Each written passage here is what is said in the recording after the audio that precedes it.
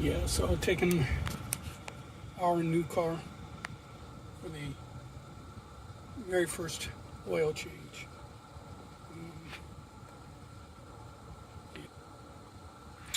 It has 125,000 miles, 124,287.9 miles to be precise. It's a 2010 Ford Explorer, I believe XLT, four-wheel drive. I know it's a four-wheel drive. I believe it's an XLT. It's a four-wheel drive. I believe it's a four-cylinder, and I believe it's a V6 sport utility, and it's got a tow package on the back. Was looking for our RV travels. I was looking for a car to tow a travel trailer, or a car that if we ended up getting a Class A motorhome that we could tow behind it. So I was looking for something with a under 5,000. This car was being advertised for $4,500 on Facebook Marketplace, and then it was dropped down to $4,100 on Marketplace, and I asked to take a look at it, and one of the first stipulations was that I could take it to a local garage and get a pre-purchase inspection on it. And they agreed, and they brought the car to me, and through word of mouth from somebody at church, we chose a local garage through who is a friend of some friends of ours from church. And so it's impartial because I don't know them, but yet because I trust her friends, I trust him to give me an honest opinion. And he did the pre-purchase inspection for free, but I spiffed him $20 and buy lunch or something like that. So he did the pre-purchase inspection, and he said, okay, these are the two major things that are going to keep it from passing New York State inspection. And so the two things were, I think it was ball joints and brake pads and rotors. So that would cost about $1,400 to get that done.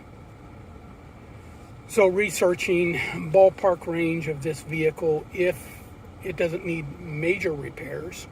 So to me, if it passes in New York State inspection, which is kind of on the stricter side than some of the southern states and their vehicle inspections, it's in the ballpark of maybe $3,500 to $4,500 in value, in KBB private purchase value. Some up to $5,000, but in very good condition to be up to $5,000. But so I offered him, I said, look, the cost of the repairs and everything, and we, where we're living, we work from home, don't need a vehicle at all because we work from home. And we're on a major bus line, city bus line, so we can always catch a bus anywhere if we needed to. Push comes to shove. So the ball was really in our court to say yes or no. We weren't in dire need of a vehicle. And our timeline for leaving is by end of year 2025. So we still have some time. And so I said to him, look, $3,000 because I got to put $1,400 into it. He came back and said, how about $3,300? And I said, well, how about $3,150? So I kind of met him halfway. So I got it for $3,150 cash. We took it down to the garage, put $1,400 into it. So right now, our investment into the vehicle is $4,500 for the purchase and to put it on the road. It's a 2010. It's got 124,000 miles on it, which is not too bad. I mean, if you figure your typical mileage for a vehicle is 10 to 15,000 a year, for a 2010, that's 15 years, so that's minimum 150,000 miles on the vehicle if it's 10,000 miles a year. This has only got 124,000, so it was used less. So less mileage than typical for a 15-year-old. And at the time that I was purchasing it, it had snow tires on it. We're up here in Kenmore, Buffalo, New York. It had snow tires on it. Of course, the TPMS was not working, and so that's in the rims. So I said, okay, part of the purchase, I want the regular tires on it. It was still snowing at the time. We got it in February, so it was still snowing at the time. And but I'm figuring we're moving south by the end of the year. We're coming out of the snow season. It's going to we're coming out of the snow season, and we're moving south, so there's less of a need for snow tires. And so I figured we're not going to need snow tires again. So I said, look, contingent upon the purchase, we want the regular all seasons back on with and the TPMS working. So that's what we got. So the tires look pretty good. Tread's pretty good. I'll get all the other specs for the vehicle and get all the details for the vehicle later on. It was a fleet use vehicle from, we bought the Carfax report on it, and it was a fleet use vehicle somewhere up in the New England states. I believe it was a government vehicle based on the antenna that's on top and based on the push bars in the front.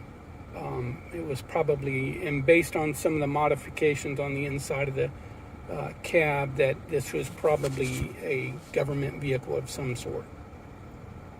And then this guy that I purchased the vehicle off of, it was his mom's car, and she bought it but rarely ever used it, and she already had too many cars, so she wanted to get rid of this car. So that's how we got it, and this is it. We're calling it Journey. That's the name of this vehicle. Journey 1. If we get a couple of years out of the vehicle, then we got our money's worth out of the vehicle. At the same time, for our future jobs, we're going to be by the end of the year, we're going to be saving money for the purchase of a travel trailer in cash, and also saving money for emergency income funds to help us 3 to 6 months as an emergency income fund, and half the value of what we invested into the vehicle and the travel trailer as an emergency vehicle maintenance fund should anything happen. We trust God, but yet at the same time we need to be prepared. We don't want to we don't want to presume. We don't want to act on presumption and go down there with no money, presuming that God's going to take care of us. That's not wise. So we need to set aside the emergency income fund, for 3 to 6 months of what it would take us to live 4 walls down there, plus half the value of what we put into the vehicle and the travel trailer as an emergency vehicle maintenance fund. And then when we start working down south, then we start stacking cash for travel trailer replacement and vehicle replacement. So our goal was a vehicle under $5,000 cash and a travel trailer under $10,000 cash, hoping for around $8,000 for the travel trailer. Just something to get us by for a year or two while we stack cash to replace it. Just something to get our foot in the door. So that's what we're looking at. So taking the car for the first oil change. And got to look at a couple of things. One, the rear windshield, the rear gate wiper motor doesn't work, so I got to figure out what that issue is. And the inside, the USB ports don't work. So in their I think what they might have done is in their modification of the inside of the cab for whatever it was used for fleet-wise, they might have disabled some of the stuff, and you'll be seeing some of that modification. And so wiper motor, inside USBs, oil changes, and so we'll see what happens. All right, just got done with the oil change. It's about $92. Went to Valvoline. They had the very basic. Then I forget what the 3 options were, but I went with the medium, the middle. So it was about $92 out the door. Went to Valvoline. So they gave me a write-up on some of the things that are recommended coming up based on the age of the vehicle and the mileage. It's a sealed transmission, so they don't do transmissions, so I'd probably have to go to a transmission shop to have the fluids changed. They recommend that every 30,000. Don't know. I'd have to recheck our Carfax to find out when the transmission fluids were done, if they were done. And suspecting that's a fleet vehicle, it's probably not reported. But assuming 130, so 4 times 120, so I probably should look at cash flowing that before we head south. We don't drive it that much, so I don't expect us to put too much mileage by the end of the year. Really the only driving we may do is going to church on Sunday, and rarely an occasional thing that happens. We usually are homebodies and just veg out at home. So, and the fact that we work from home, there's no work commute that adds mileage to the car. So I don't see us packing on too many mileage by the end of the year, but we're going to cash flow for that. That's a range of 190 to 220, finding a transmission shop to go and get the transmission fluid flushed. Tire rotation every 5,000 miles. That's about $30.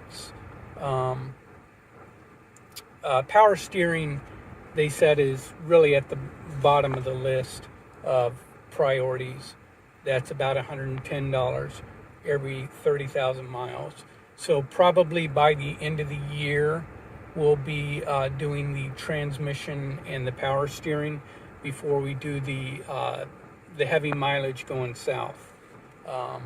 So we need to cash flow about 220 and 110, about 330. We need to save some money to do the transmission and the power steering. They can do the power steering, but it's at the bottom of the list. They don't do the transmission. So so I have to find a transmission shop to do that. Transfer case every 60,000, that's about 120. Rear differential every 100,000, that's about 120. Radiator every 105, so that's about 140. And the fuel systems every 36,000, so that's about 90. So most of this stuff is just stuff that we're just going to save money to make sure that we have done before we head south. So we're probably looking at about 30, 230, 110, 120, 120, 140, by the end of the year before we head south. So that's all going to be part of, we're saving money, 3 to 6 months income fund. We plan on working right away, soon. Gate guarding or work camping. Gate guarding would probably be the easiest to jump into. And the good thing with gate guarding, especially some of the things that we've looked at, is there's really not much driving. You park your rig at the site, and really the only driving is if you have to go into town to get food or pick up mail or something like that. So you're living at the campsite, and it's a 24/7. So we plan on doing gate guarding right away, come the end of the year. So saving emergency income fund 3 to 6 months, and saving half the value of what we're put into the car and the travel trailer. So let's say we spent we did about $4,500 to put this car on the road, purchasing it, and $1,400 in repairs. So $4,500 for the car. Let's just say $9,000 for the travel trailer. So half of that is what we need to save as an emergency vehicle maintenance fund, and out of that we will do some of these repairs before we head south, some of these fluid checkups and stuff like that before we head south. So now I need to look at the rear wiper motor. I know what else I forgot is the rear tail light cover, and why the USBs don't work inside the car. All the USB ports and stuff like that, why they're not working inside the car. So those are the 3 things I need to look at. So I'm going to go to the auto parts store. There's an Advanced Auto Parts right across the street, and look for a tail light cover. Look for a tail light cover for the car. So I checked with Advanced Auto Parts and even AutoZone. Rear lens covers, man, they aren't cheap anymore. Almost $100 just for a basic lens cover.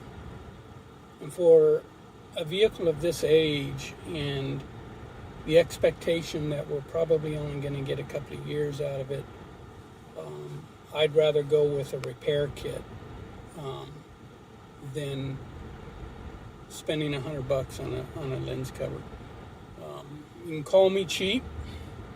Doesn't have the sensors in it like somebody passing, blind side sensors that a lot of new cars have that might make them so expensive these days. Is the sensors that somebody's in your blind spot passing you, that sort of thing. This car doesn't have that, and the lens cover assemblies don't have that in there. It's just a basic lens cover. It's just that almost $100, and for a car that we're only going to get a couple of years out of, it's 125,000 miles, 15 years old. Just right now, I can't see spending $100 on a lens cover. So I might opt for maybe like a repair kit or something, just to keep the moisture out. It's cracked is what it is. And so if the lights are on and we go through a car wash, it blows out the bulb. If it's raining heavily, it might blow out the bulb. So I know some of the repair kits are like the red tape or something like that. Seal it up, get it going. It's not, the lens cover is not a major thing like getting an oil change or replacing your tires or something like that. It's more minor it's cosmetic to minor, in my opinion. That spending a few bucks on some red tape or whatever just to seal it up so water doesn't get in there is probably the better option. What do you think? Think I'm cheap? Do you think I should spend $100 on a it is cracked in the rear, so if water gets in there, it'll blow the bulb. It's already done it once before, so when we take it through a car wash, we just turn off the lights. Question is what's going to happen when it's raining heavily. But would you spend $100 on replacing the taillight lens, or would you do something to either tape it up or whatever with one of those repair kits? So one thing we decided to get was a club for the steering wheel. Kind of what I do is I'll turn the steering wheel as far to the left as I can, and then put the club in at an angle.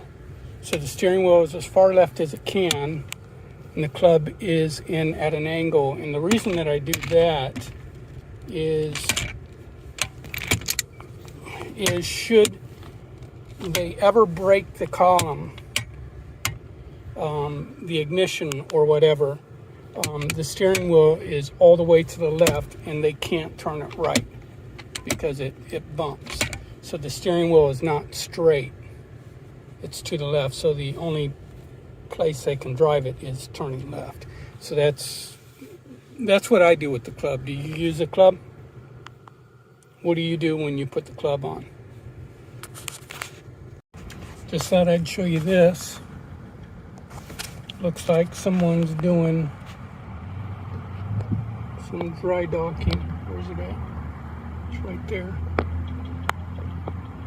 That's a school. It's what they call a schoolie. It's a school bus converted to an RV. Looks like they got a Starlink. See right there at the passenger's front tire, that little white box. It's a Starlink satellite dish. And then you'll see a yellow box in front of the school bus or schoolie RV, and that's, I think, their generator. All right, so this is what's kind of, so I think I talked about not getting the taillight lens cover. I just can't justify spending about $100 on a lens cover, and again, it's not one that's got the sensors and stuff in it. It's just the basic assembly for a car that I only spent $4,500 on, and we only expect a couple of years out of. That I can't spend, far less and just do one of those repair kits with the colored tape and stuff like that, and just to get the crack out. It's not like it's totally destroyed. It's got a crack, and I'll show a portion of it. So can't justify that, so I'm not going to buy that. I'm going to look into a repair kit. But a couple other things I need to look at is USBs. So they got a couple of 12 volt here. As you can see, this has been rigged.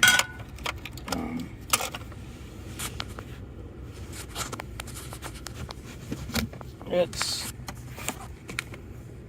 definitely doesn't seem like it's original. This is interesting up here, this light. So we got the dome light and we got this red light. I don't know if that's part of the original Ford Explorer. So that works.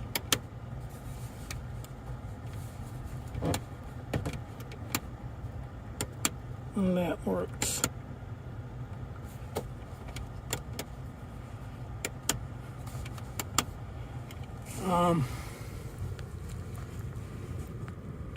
So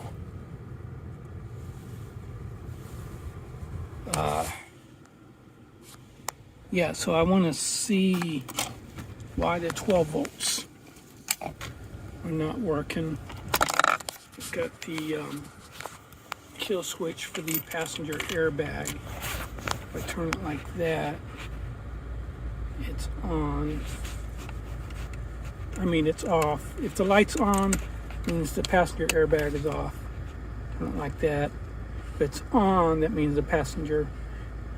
Okay, so if it's on, the passenger airbag will deploy if needed. If it's off, the passenger airbag will not deploy.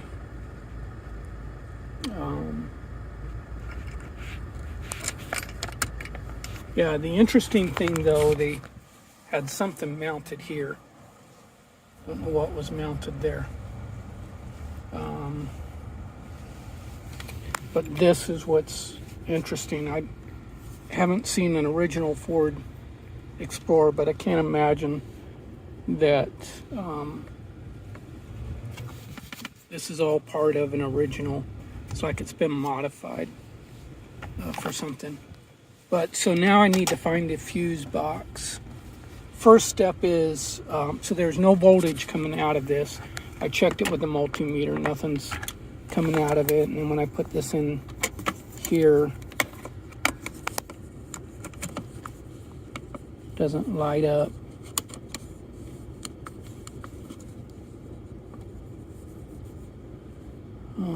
Hold down.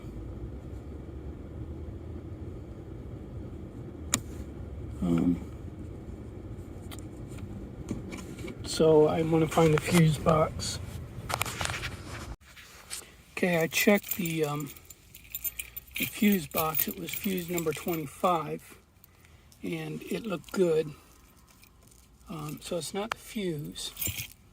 So I'm going to see. So I'm going to see if I can remove this compartment and look up under here. So I've got to remove these Torx screws. Okay, I removed the Torx screws. I'm lifting up on this. Now I see that this is not connected. I don't know if that got disconnected from me opening this, or if it was always disconnected.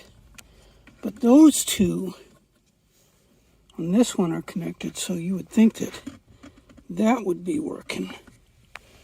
Let me plug this in and see what happens here. Okay, so that's plugged in. Let's see if I get anything from this.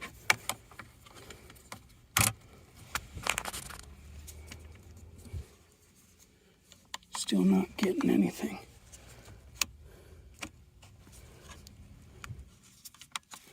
Let's see if the engine has to be on.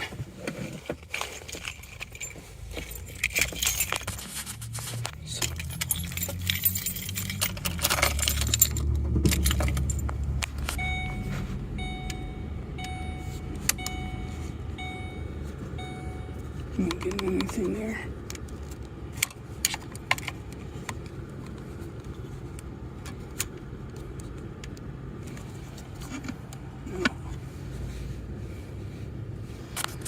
I'll pull those two leads out and see if I get voltage. So I pulled the two leads out of the, and went red to hot, black to negative. It was at 250 DC. I'm not getting anything. And when I test ohm,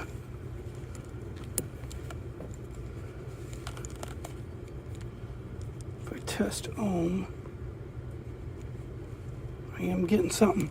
So the multimeter works. So there's no voltage coming out of that. So when I try and figure out where it's going, I see a red and black down here. But these are going toward the back someplace, so let me check back there. Okay, so I don't know what they did back here. They got these wires cut. I don't know what they did back here.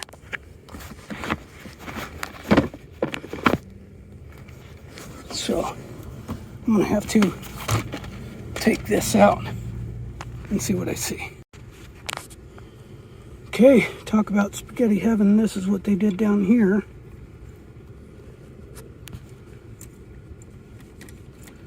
There's a 20 amp down here. I'm curious.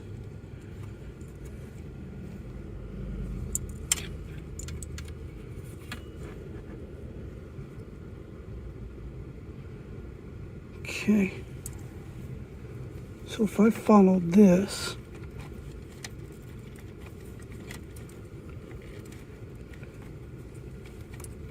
goes to right here and goes to that 20 amp. Okay, let me turn the engine off. Let me check this 20 amp fuse down here. This one.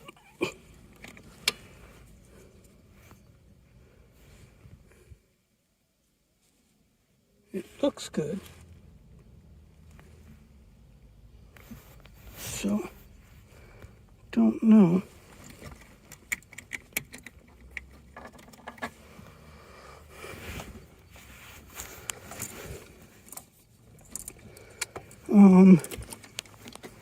Where does the other red wire go? The other red wire goes to here, then to here, then to here, then to here. But that's not connected. Oh, there's a fuse here. There's a 15 amp fuse here. Is this fuse good? Let me check that fuse. Okay, that fuse looks good too. Okay, that fuse looked good. Put the cables back. Positive, post positive, and outer negative. Negative. Negative down to ground. Okay. So the two positives go through a 15 amp and then to the 20 amp, and the 20 amp fuse looks good, so don't know. Okay, I'm going to put my meter down here on this for positive and then ground it for negative and see if I get anything. All right, so there was no voltage when I stuck the positive down there. Yeah, I don't know. So the fuses, so what I did is I pulled the fuses out and I checked the ohm between the two leads on each fuse, and they're good. So it's not the fuse. I'll do one more check at the fuse box in the engine. But, so the positive goes down to there. Goes down to there. And this whole bus bar is getting its power from this. The question is, where does that go? So I wonder if there's another fuse. Right. Couldn't find another fuse box. My wife said that she saw one in here someplace, and I just has to ask her where she saw it at. I don't know if it's a fuse box that they put in, but I'm thinking I looked in the engine, but I couldn't figure out where this cable was going. And you can tell they've rigged this somehow. And I wonder if I can get a flashlight going here. I don't see how. Okay. So, anyway.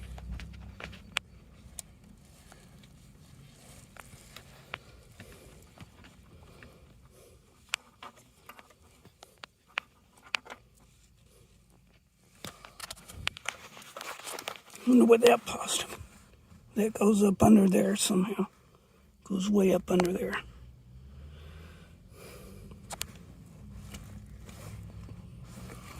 But these are not positive, negative. So, don't know where those wires go to.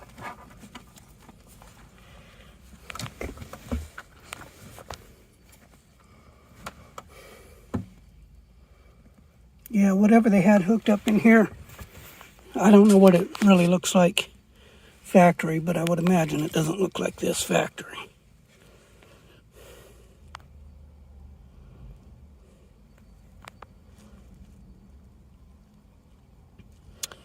So,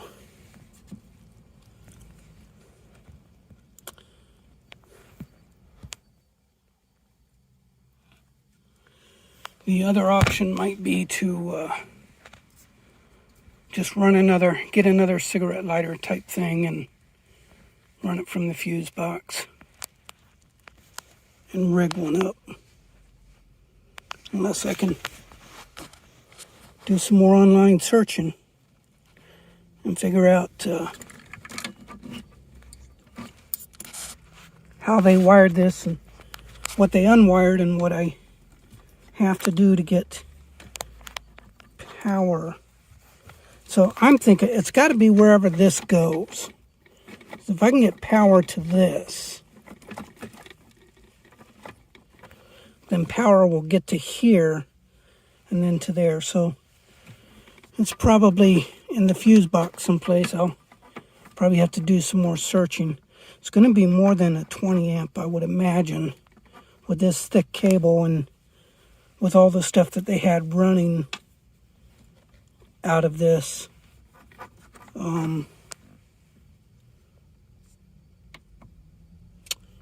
Yeah. Okay.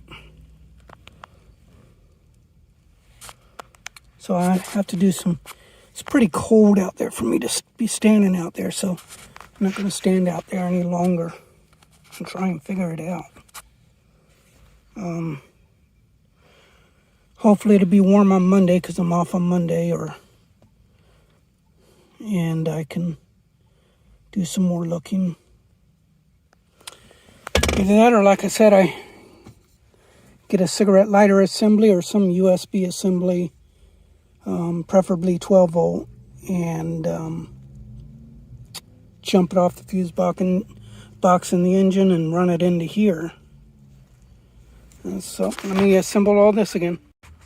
Okay, got it all assembled back. Yeah, that was something. I don't know what they did here, but it looks like, I don't know what that is.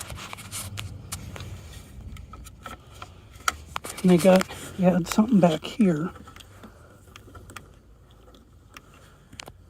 I don't know what that plugged into.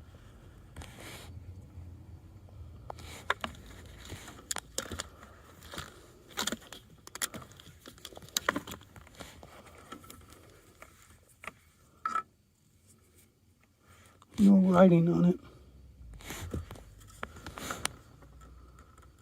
That almost looks like it's got some electrical contacts there. But, yeah, I don't see. Okay, so, thing is getting power to that cable. I did not check. I'm going to check one more thing. Okay, I did check with my meter here and ground.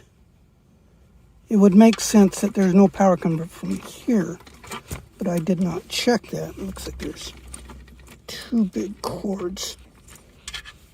So, just going to check from the main post to ground with the engine on.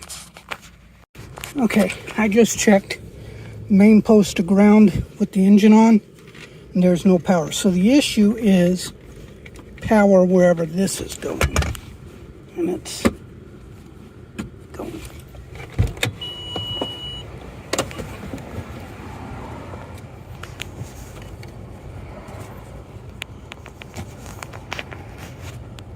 Right up in there, wherever that goes right up into there.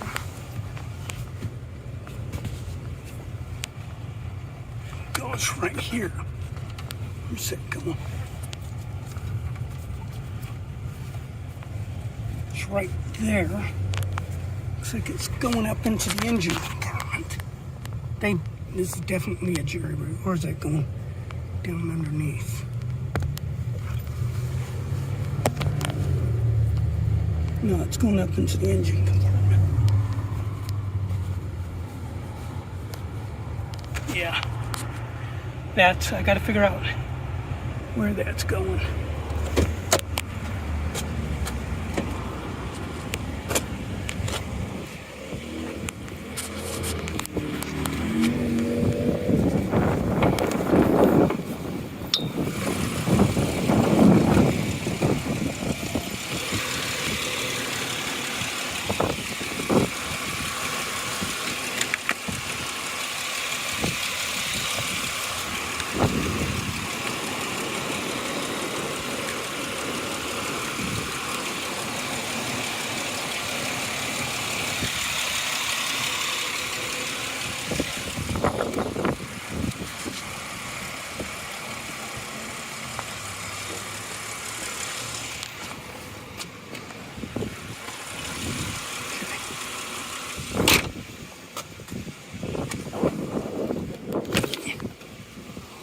Close it all the way.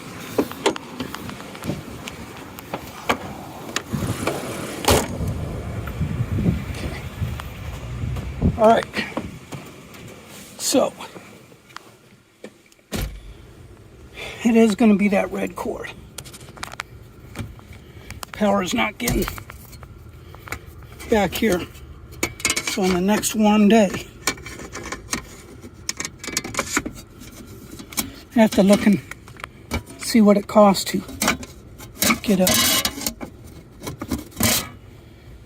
cigarette lighter thing, or next warm day do some more digging.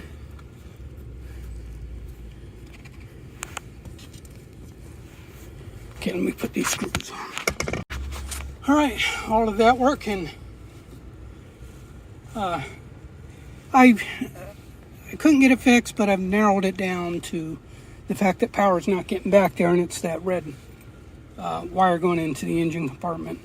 I just asked my wife where she saw that other fuse box, but I don't think that that's it from what I saw. So we're only getting a couple of years out of this car, 2 or 3 years, and the age and condition of the car, I'm not going to spend that much money. So if it's a matter of just getting an inverter box in here that I can punch into maybe the battery or something in the engine, and just run off that inverter, which is what we used to do when we traveled a lot.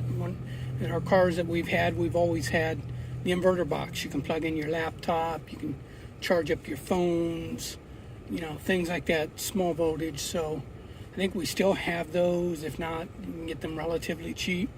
And I instead of just going through a whole bunch of rigmarole to try and get these fixed, I might just do that, running an inverter box in here and just tap it off of the battery in the main battery in the engine compartment, and that will be our power, instead of trying to figure all this out, if I can't figure it out next warm day. Another thing I've noticed, I don't know if it's just wear and tear on 125,000 miles from it being a fleet vehicle, or if they literally made it so that it's not difficult to put into drive in case of an emergency or something. But usually you have this button right here so you can pull it out of park. But I don't even have to do that. I can just pull back on it and throw it into park without pushing any buttons. So I don't know if that's just wear and tear. The overdrive does work. See, the overdrive works. So, like I said, I don't know if it's just wear and tear or whether they disengage this so that there was thought that maybe this was a police car. I don't know. Maybe because of the push bars and the antenna on top. But don't know if they made that so that in case of an emergency they can get in here, just throw it into drive real quick. Don't know.